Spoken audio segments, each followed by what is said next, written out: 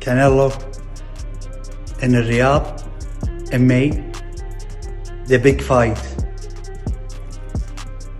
in the history of boxing. Been too much for Crawford. Crawford in his last fight against Madrov, that was a tough fight for him. About a guy, what he had, 10 or 11 pro fights. That was a tough fight. But size might matter. But then again, I think since when I fought Canelo's become a better boxer. He started boxing more better. You know what I mean? After the chaos surrounding the Jake Paul fight, new reports reveal Canelo Alvarez's 4-fight deal. His Excellency Turki Alalshikh, who's been at the center of the controversy over Canelo's recent fight choices and business moves, confirmed the deal involving a fight with Terence Crawford.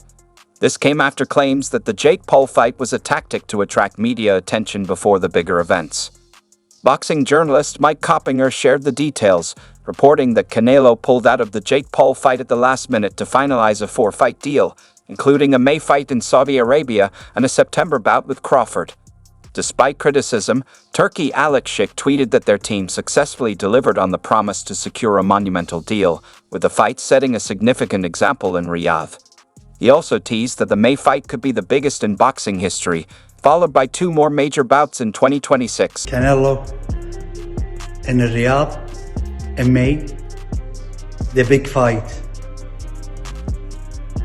in the history of boxing. In September, then 2 more fights in 26. Don't miss with the line. Although the exact names of the opponents for the May fight are yet to be officially confirmed, Mike Coppinger speculates that it could feature Jermel Charlo or Bruno SAS, depending on their availability. He also hinted at potential matchups for next year, including a rematch with Dmitry Bivol or a fight against Hamza Shiraz or Chris Eubank Jr., based on their performances. Canelo, typically reserved until plans are finalized, tweeted his support for the fight with Crawford and praised the lucrative 4-fight deal with Riyadh season. In response to a tweet from Turkey announcing the deal, Canelo tweeted, "Let's go, brother." Terence Crawford also expressed his excitement, stating he was ready to prove his worth against Canelo and shock the world in Riyadh. While many fans are excited, Jake Paul has been vocal in his criticism. He expressed frustration with being dragged into the spotlight for a fight that doesn't involve them and slammed fighters for prioritizing fame and money over loyalty. He tweeted, "Fighters forget who made them. You and your 2010 business skills are making no attempt at hiding your contempt for the sport." He accused Canelo of avoiding him, claiming Canelo's actions show a lack of loyalty to his fans and heritage. Jake also declared himself the new face of boxing, stating, "You can't have the biggest fight of 2025 without my name involved." Jake also took shots at those who undermined his business approach, including Chris Algieri, while Turki defended the negotiations, saying not all details can be made public, and people shouldn't criticize without understanding the full picture. It is not definitely off. This could be a ploy by both sides. One, Turki using his media arm to put the pressure on Team Canelo, and Canelo being like, "Yeah, listen, I don't hit the rush for anybody. You're waiting on me."